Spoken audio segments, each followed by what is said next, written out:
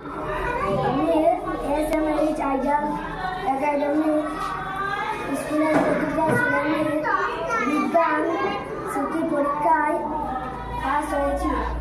আমাদের বিজ্ঞান class Nirupa ma'am নেই।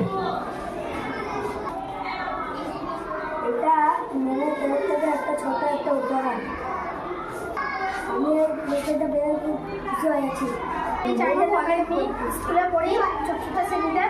আমি বিজ্ঞান সিটি পরীক্ষায় সেকেন্ড হয়েছি।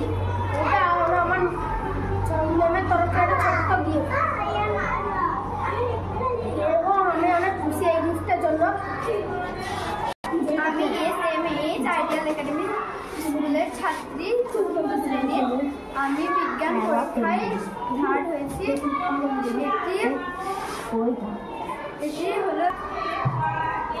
এটি কিন্তু আমার তরফ থেকে একটি ছোট্ট গিফট।